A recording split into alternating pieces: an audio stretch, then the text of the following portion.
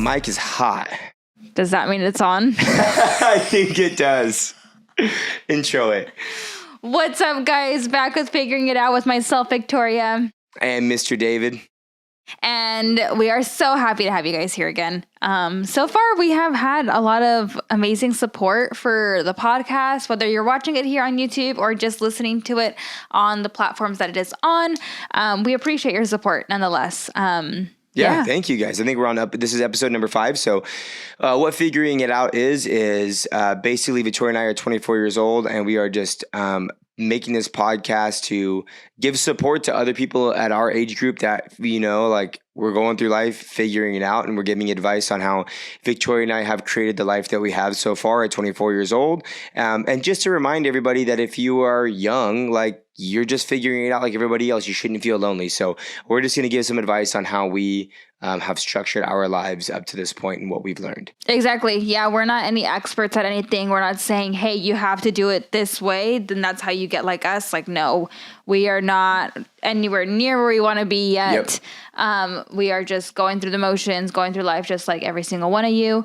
And maybe you guys just find it relatable. And that's basically what our thing is, just provide relatable value for our audience. Cool. So let's jump right into it. So today's topic is going to be on finances. So we've had a lot of members or friends and customers ask us how we structure our finance because they have, obviously a lot of our members and friends have income and they're like, what do I do with that income? So we're not going to give exact numbers on what we make because obviously that's personal information. But we're going to give percentages. So we're going to break down how much percentages Victoria and I spend our money and what we spend it on. Give a disclaimer? So by any means, basically, this is not to say you should be doing this with your money. This is how much you should be putting into your savings using our percentages for your lifestyle.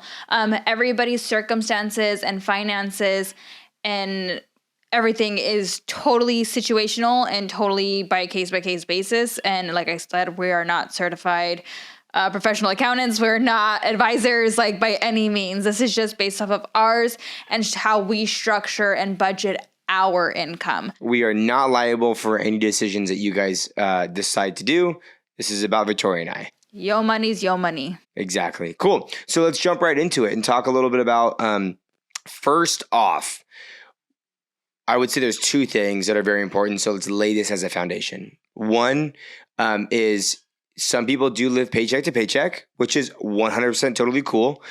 So first off, if you are feeling like you are struggling and you are living paycheck to paycheck, this may be a good podcast for you later down the road when you're making more income. Or just in general for you to be like, hey, maybe I should take a look at my finances and see where things are going. Yep. So that was the second thing. The second thing is what Victoria and I would advise you to do is sit down and print out all of your statements. So this is what Victoria and I do every couple of months is that we sit down and we print out month by month what our statements are. So all of our credit card statements and our savings statements, and we talk about where is our money going so that we can then make better decisions. And that is very important because a lot of people don't even want to face that. And so that is the first step is face what is happening right now because you can't change it if you don't know what's happening.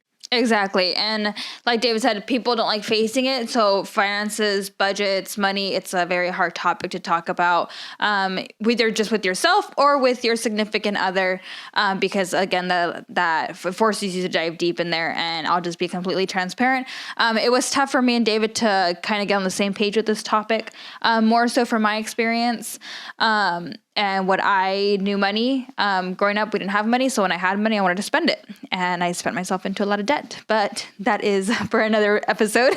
Right now, we're going to talk about how we came out of that and now the things that we do so that we don't go back into that that way. Yeah, and vice versa. I grew up, my parents, like my dad was extremely frugal, and so like he saved his money. And so growing up, when I was 10 years old, I wanted to open a bank account. So I opened a bank account when I was 10, and so I saved all of my money up. So Victoria, we balance each other out in terms of like she helps me spend a little bit because I can be extremely frugal sometimes, and vice versa. I make sure that she doesn't spend our entire life savings. So cool. So let's just jump right into it. How do we structure our income? Like, where does our money, it comes in, where does it go out? Yeah. So basically, the initial start is that we have a consistent reoccurring income.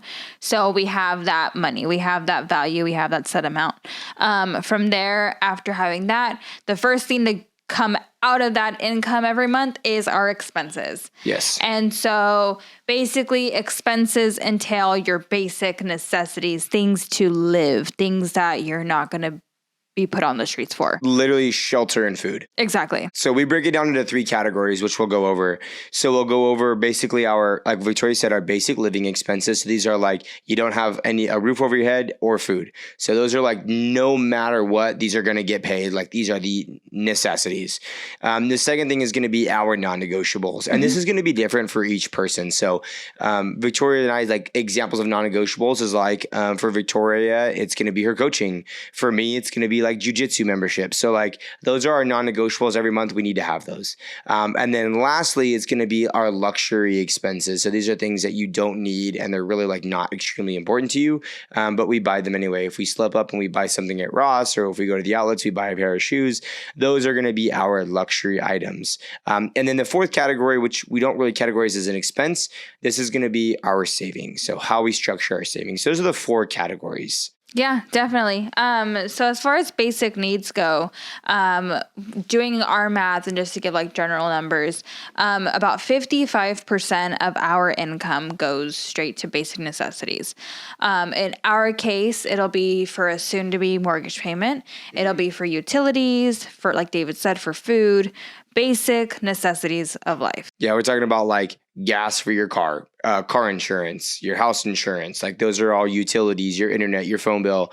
Those are going to be all basic necessities you really need to just to get by.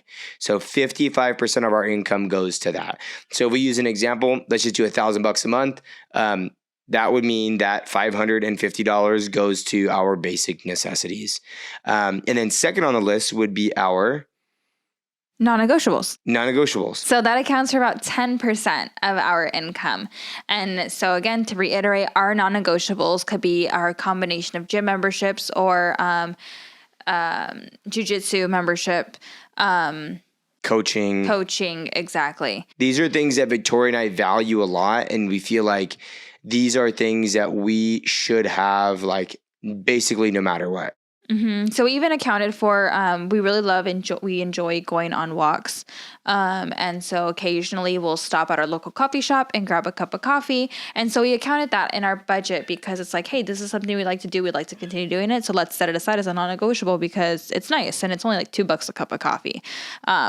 Not going to a Starbucks. Yeah. So we have a local coffee shop that we go to when we do our walks every morning. And so it's like our little reward for getting up and doing our cardio. So those are things like non-negotiables. For some other people, like it might be a date night every week. That might be their non-negotiable. So you have to figure out what your non-negotiables are, and you have to be you have to do it with a lot of scrutiny. So like, do I really actually need this? Or am I kind of like, this is actually a luxury item that I could really do without? So you have to determine what your non-negotiables are. And guys, you have to be, if you're in a relationship, you have to understand that your partner has non-negotiables and vice versa. And so you have to understand what their non-negotiables are.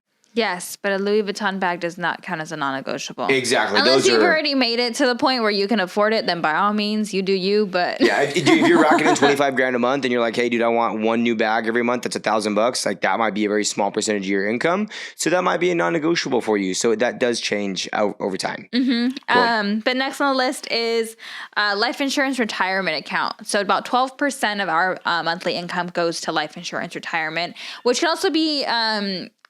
comparable to like a savings account because we won't touch it until we're older. That one's, I wouldn't call it a savings account. That would be more like a 401k retirement. So that's what it would be because we do have a separate savings account, which we'll touch on in a little bit. Right. So, yeah. Yeah. So I'll jump into that. I don't want to did I cut you off? I don't want to be that guy who cuts you off. Okay. No, you're good.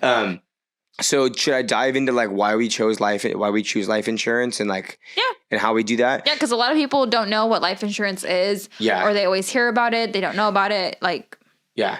So basically, like, you hear a lot of people have like 401ks through their work. So they have 401ks. There's IRAs as well. And then there is life insurance, which like most people don't really know about. I didn't know about a life insurance until about a year ago when I read the book Money Master the Game from Tony Robbins, which was like an entire game changer for me because it basically opened my eyes to like a tax advantage account. So basically, I'll dive into it as quick as I can go. This is not going to be a super long episode, but basically, the reason that we pick a life insurance account over a 401k, over an IRA, is because a life insurance account that has to be structured properly. So you have to find a licensed agent who understands how to structure these. And if you're one of our friends, let us know because there is a good friend of ours who can structure these accounts. And basically, you put your money in there after it's been taxed. So unlike a 401k or like a Roth IRA, those are pre-taxed accounts. So you put those in there before taxes, but then when you're 65 or 60, whatever age you want to pull it, well, with an IRA or 401k, you have to wait until you're 59 and a half to pull it out. When you pull those accounts out, they are taxed at the rate when you pull it out. So let's just say if you're 65 years old, I don't know, what was that from 40 years from now? So 2085, whatever it is, or 2065, the year 2065, you go to pull it out. Who knows what the tax rate's going to be at that point? Fuck it. We could have a communist country. It might be fucking, I don't know, 85% tax. It could be like Canada. So, that's why those accounts are not that great because you don't get taxed now on it, but later down the line, when you go to pull money out, you're going to get taxed later down the line. Also, if you are going to be giving that money to your kids, when you die and they get that account, they have to pay taxes on that as well. So with a life insurance account, it's really cool. With a life insurance account, you put the money in after you've already been taxed now. But when you go to pull that money out later, it's not taxed. So that's great. Yeah. So you put let's just say we put $100 in now. That's already been taxed because it's our income versus an IRA or a 401k. Those, yeah, you might be able to put $110 because you didn't pay $10 in taxes now.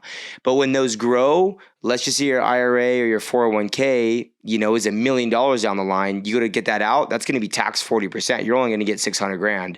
But if I put my life insurance, it may not be $1 million. It might be, let's just say 800,000. But I go to pull that out, it's going to be 800,000. I'm not going to get fucked around. So technically, you're going to have more money because you're not going to get taxed later down the line. So we put our money into a life insurance account because of that.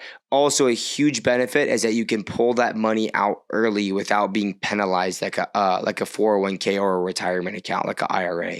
So we can pull that out when we're 35 if we want to go buy an income property, and we're not going to be taxed like fucking insane. Like I think like the tax for a 401k early, if you pull it out before you're 60 years old, I think you get taxed like 70%. It's fucking ludicrous. Yeah. So with a retirement account, you don't get that. So I think that this is really important to explain because these are things that people our age don't know.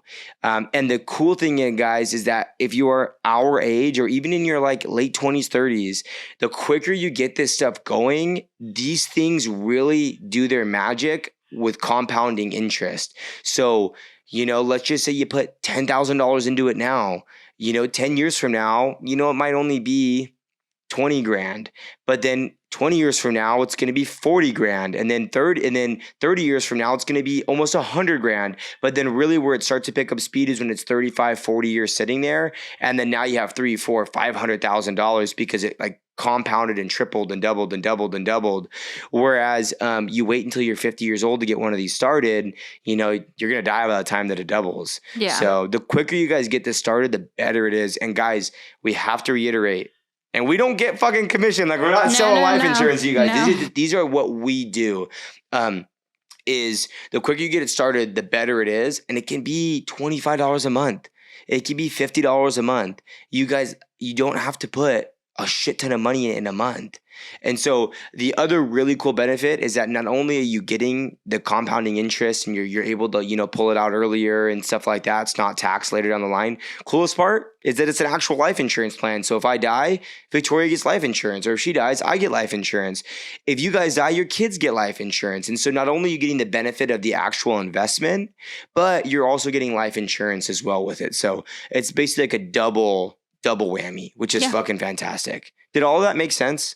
Cool. I just want to make sure I explained that correctly because I get really excited about money. And so like I explain this to my friends sometimes and their eyes glaze over and they're like, David, shut the fuck up. But I'm like, guys, like this is your future. Like these are things that I wish my parents knew. Well, I'm only 24, so I guess they couldn't have told me really that much earlier than this. But like if I was 30 or 40 years old, these are things that you'd be like, fuck, I wish my parents would have told me this earlier. So I'm trying to get this out there for as many people as possible. Cool. Yeah. Good job. So that is why we choose life insurance over a 401k IRA. Now, if you are making a fuck ton of money, you still may want to have a 401k and IRA because they do have some tax benefits. So you can still put money away in those as well. So it's not bad to have those. Something is better than nothing. But we choose life insurance over a 401k or IRA. Yeah. Cool. So 12% of our income, if we make $1,000 a month, 120 of that dollars automatically every month. We don't choose to do it. It automatically gets sent to that account, and we don't even have a log on. Like online, they allow you to log on to see how much money you have. We didn't even set that up because we don't even want to know how much money we have because we don't ever want to touch it. So we literally don't even know how much money's in there because we're just putting it away and acting like it's not even there. Right. So that's very important. If you guys do that, stock it away and don't even know how much is in there. Cool. Yeah. Awesome. So what's next? All right. So next is about 18% goes to savings, meaning this is your basic Bank of America, Wells Fargo, CBC Credit Union savings account. Yeah. So just a regular savings. Yeah. So like you can do anything you want with this, but the reason that Victoria and I have just like we leave the rest in savings like this is because in case of emergencies. So like we need a new roof for a house, or like your car blows out and you need new tires. Like this is a cushion because if you stock all of your money away in stocks and, you know, in life insurance or 401k, you put all your money away, you can't get it out. It's not liquid. So in case of emergencies, you need to have money. So we put close to 20% of our income. We put 18% of it into a savings that we just have on the side in case something happens. Yeah. So now if you've been following track and adding up the percentages, that leaves us with about 5%. 5% is what we call our luxury fund. Mm-hmm. And luxury fund not meaning expensive name brand stuff. It's basically our play fund. Yeah. Items that we consider luxurious. So like, for example, a new pair of Young LA joggers is a luxury item. Yeah. I don't know what else. Well, I mean, like if you want to go play mini golf, like if you want to go on a date night, like a special date night, like those are things where like, because Victoria and I don't have those set up in our non-negotiables. Like for us, coffee is a non-negotiable, but for other people that may not be a non-negotiable, might be a luxury item for them. So for us, like we don't buy a lot of shoes. We went to the outlets today for the first time in like a freaking year to actually buy something. Yeah. And Victoria bought a pair of shoes for $50. Like that would be a part of our luxury items. Exactly. Mm-hmm. Yeah. So that's the breakdown, guys. It's not, it sounds like it's a lot, but it's really not. The biggest thing that you have to look into is finding out what your income is. Huge. And if it's consistent, then it's easy. If it's not, and it's kind of like side stuff here and there, then you have to pull averages and stuff, but try to get a good idea of like what it can be. Mm-hmm. Once you have that, then you have your foundation. You know what to expect every month. Exactly. You know you're expecting X amount of money every month. So then from there, pull out your statements and be like, okay, how much is going towards expenses? So how much is going to auto insurance? How much is going to my phone bill? How much is going to a gym membership? So you're counting all your expenses that you've been spending. Yeah. Then categorize those expenses. Are these wants or are these needs? Basically, that's how you define the two. If they're more wants, then maybe you can X those out, and then that's going to end up being your reserve. Mm-hmm. But basically, it's all the same thing. Those are your expenses. Go ahead. Oh, I was going to give a strategy that one of our friends uses, and I think I think a lot of people can benefit this, and I wish that Victoria and I did this. Well, I shouldn't say wish, but I think this would have been really good. Is what him and his significant other do is that they don't have a house yet, but they want to buy a house in the future. So this is a really cool strategy, and you guys can implement this in other ways. Is they pull out how much they think a mortgage would be with their mortgage insurance, the homeowner's insurance.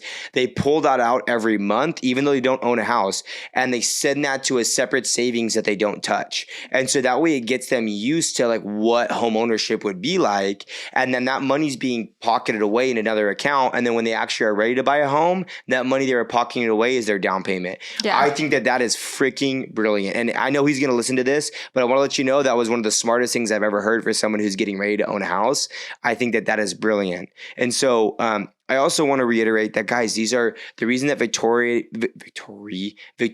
did these as percentages is because your income may be, dude, you could be a millionaire. Maybe your income's $100,000 a month. So these are based on percentages, and you guys have to remember that you're at different points of your life. So for some people at our age are making $20,000 a month. Some people at our age are making $1,000 a month. And so you guys have to understand these are broken down into percentages because that's how we structure our setup. And so don't be pressured to think you should be making this much money or you shouldn't be making that much money or maybe more or less. Just understand these are percentages. And so it can go for how much ever money you make based on your income. Yeah. If you want to spend more in the moment as opposed to save, well, then your luxury percentage is going to be higher than your saving percentage. Exactly. So it's all circumstantial and all based off of what lifestyle that you want to live and the goals that you want to end up having in the future. Ours is very, very conservative, and that's why it's super heavy on the basic necessities, shelter, food, and then luxury because we're not super High maintenance. not super like hyper focused on luxury items right now. Like right now it's like, okay, like we're just doing whatever. So that's why our luxury is only 5% out of our whole income. Yeah. So you figure, let's just say you're making $1,000, 5% is what, $50? Yeah. Well, let's be honest. A good thing is when Victoria and I first got into the gym, when we were working at 24-Hour Fitness, is our income were very low. So she was working part-time. I was working part-time because we were full-time students. We're living at home with my mom. This is before the business, before we opened the gym. And so our income was very low. And so, dude, we couldn't afford pre-workout. We couldn't afford protein. We couldn't go and drop $300 at the supplement store. We couldn't buy new gym clothes. It was like all clearance shit from like Nike or from Ross or from, Under Armour at the outlets. So you guys have to understand that like, you do have to keep your luxury items lower, which is why Victoria and I have it at 5%, because we want to be able to do whatever we want when we're in our 30s and 40s. Like we want to be able to take vacations and, fly on jets or whatever it might be. Like we want to be able to do those things at that age. So right now our luxury expenditure is 5%. That is very little. And then as our income goes up, hopefully it will only stay at 5% because it's like, cool. That's why you do it as percentages and not dollars, because you do it at 5%. Well, when we make $20,000 a month in the future, it's still a very small percentage of how much we're bringing in. Because one thing that we've learned in the last year and a half is wealth is not built through accumulating more revenue. Wealth is built through accumulating more revenue, but keeping your expenditures low. So like not about making money, but it's about when you make money, you still spend a very small percentage every month. So you don't increase your spending. Yeah, and that's a good thing to touch on. We talk about this a lot is a lot of people have the idea, oh, I'm making more money. So then they naturally just start spending more money. Yes, that's why percentages are great, because we can look at it and be like, yeah, that percent is way out of line. Exactly. And it gives you the foundation, because obviously if you things could vary, right? So let's just say like, I don't know. Percentages are basically just easier to go off of, whether, especially as you transition into your aging and, your life. It's like, okay, for example, and I'll just use church as an example because, I'm a church goer. I go to church and there's tithes and offerings. 10% of income is sought to go for the church. So it's basically this thing. And so no matter what finance bracket you're at, somebody's always giving 10%. Mm-hmm. So that's basically like a good way of putting it. So that way, if you're looking at your finances in a certain percentage way, it would be like, okay, no matter how much I'm making, I'm always going to be putting 20% into my savings, or, whatever you so choose. Yeah, I thought that is a really good example. Yeah. So, just understand that if you're at a younger age, for us, there's two sides of the story here, guys, is that you could either spend more money because you are younger and there's always going to be time to make more money in the future. But usually it doesn't work out in your favor, or you can be similar to us, which is we spend very little on things that we don't need. And so we have been able to accumulate enough wealth to grow our business. And then, we're about to finalize our escrow on a house in 2 weeks. So we're about to buy our first house at 24, which is kind of hard in Southern California at our age. And so because we have been very frugal, like we literally don't go out much. We don't go on vacations. We don't spend money on things we're not supposed to. We don't buy a new car. All our cars are paid off. I sold my truck because we really don't need two cars. So now we're just riding Victoria's car until, it's paid off. So it's like live very minimally while that money's coming in, and save and save and save and save until you have such a high income that small percentage is a good amount of money. Yeah, well, and I want to touch base back on like the house, for example, because I think it's something that like there's a lot of super obviously beneficial programs when you're first time buying a house and whatnot. And typically that only lets you put down like maybe 3%, 5%, 10% down on a house. I'm always here saying, 10% down, 10% down. Or 3% down, 3% down. Exactly, because of these special programs, which are super amazing for people, to take advantage of. But I think that's something super cool, and people who are listening, it's like, I don't know if you'll call it like bragging or whatever, but the fact that we're able to put down 20% down on a house cash, I think is freaking amazing. And I think sometimes like you have to really put that in perspective, because it's like, okay, cool, you're buying a house, but it's like, no, we're putting 20% down cash in a house, which is a pretty big thing. And that's one of those things where you look at like what Victoria and I did is we looked for almost 2 years before we were actually able to afford a house. Is we kept looking and looking and looking. Okay, well, how much is a house that's going to cost, like for what our needs are? So we had the availability to purchase. Once again, guys, our income allowed us to purchase a much bigger house than what we were going to get. But we were like, do we need to keep our living expenditures? Because we do have friends and gym members and customers who are house poor. We're like, their income, literally like 85 to 90% of their income goes towards their living expenses. We don't want to be able to do that. We need to have money for savings, and we want to have money for a non-negotiable. So like, you have to look at what is realistic. Like, okay, well, I don't really need that. I don't need $1 million home. And so doing that allows you to set your budget up. So our savings was set up to be able to afford a house in 2 years. So start looking at those things that you want to afford. That's another thing that we learned in Money Master the Game by Tony Robbins, is like, look at the amount of income that you're going to need for those things. And then you can change those percentages around based on like, hey, dude, if I want to be able to buy a house in 2 years, my savings has to be 30% and not 12%, or my luxury items may not be 10%. It has to be 3%, because you have to be able to make those adjustments to be able to afford the things that you want to afford. Exactly. And that's why I think it's super cool too that, the couple that you're referring to about saving their money, as if they were paying for a mortgage is super cool, because let's just say you're in a situation where you're living at home with your parents, and let's just say they're not charging you rent. Well, maybe it'd be a good time to start pretending you're paying them rent and putting that money into a separate account. So let's just say by the time you move out, whether in 3 or, 3, however many years, let's say 3, for example, and you've been saving, let's just say you're paying $500 a month in rent. Okay, 5 times 6,000, 6,000 times 3, that's $18,000 you have saved up because you've been pretending to pay rent, but it's really just been going to your savings account. Well, then now you can take advantage of those home loan programs, and you could put enough money down for a small condo or, whatever you want to. Yeah, I think that is such a good strategy. Mm-hmm. Like, and this is something that Victoria and I didn't do because we didn't think about it. Like, they were thinking outside the box. I think that is a great idea. Is if you guys are living at home right now, go to the bank, open up a separate savings or a separate checking account, preferably one where you don't see where it is. Don't touch it. If you have a family member that you trust, have them open up as a joint owner, and then that way you don't have the login info. You can't see how much money is in there. Someone that you really, really trust. And then set up an automatic deposit every month, and that comes out of your savings right now. And then that way you can start to get the feel of how much it would cost. Mm-hmm. I think that is a fucking brilliant idea. And that's something that probably would have been good for us. But, it is what it is. We're going to buy a home anyway, so it's not we're going to be paying it no matter what. So we have to pay it. Yeah. But yeah, these are all things, guys, that we do. These are all things how we set up our finances. So Victoria, you just want to break down those percentages one more time to remind people what we break them down with. Yeah. So again, start with your income.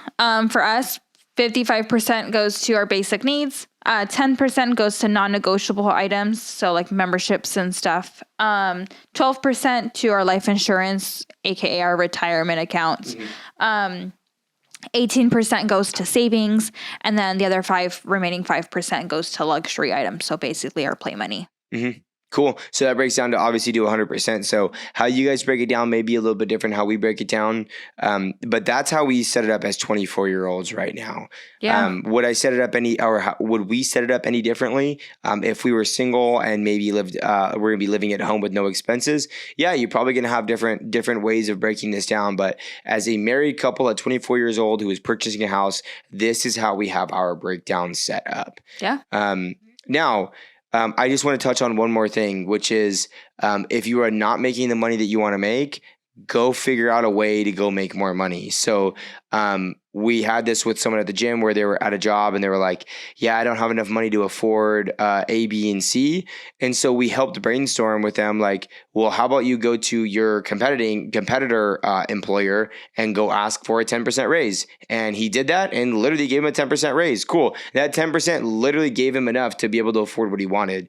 So if you guys are not making the money you guys want to make, guys, this is probably one of the best times in history to go get more money because and I'm not saying play off of inflation because inflation has fucked all of us, but people are willing to pay more money to have you work. So if you guys are only making $16 an hour, guys, go look other places. They might be paying 18 or 20 or 25 or 30, depending on your skills and depending on how dangerous the job is or what the job description is. But guys, look at where you're at right now, and maybe you just need to change. And that will help pay for that extra savings, for that retirement account, for, your non-negotiables. So I just want to remind you guys that there are opportunities to make more money. Yeah, no, 100%, especially if it's only something that you're currently doing part-time and you have extra time to do so. Well, then maybe you could pick up a second job if you're single, don't have any dogs or kids or, anything, and you want to be able to save extra money. Okay, well then on your second job, everything you're making in your second job is all now savings, however you see fit. But again, if you're not happy with the amount of money you're bringing in currently, well, then you got to look inside and got to figure out what you need to do to change. Exactly. Yeah, that was really good. I think this is like a really well-structured, good episode. Yeah. Cool. Yeah. What you got? I got nothing else. If you have any questions, comments, suggestions, feedback, please feel free to put it in the comments below. Or if you are just listening in, feel free to send us a message on Instagram. Or email if you still email, I guess. Yeah. No, but by all means, we appreciate your guys' continued support. Thank you for listening. And yeah, we'll see you next week. Yeah, that was a good episode. Cool, guys. Peace. You guys have a great day, night, wherever you're at. Peace.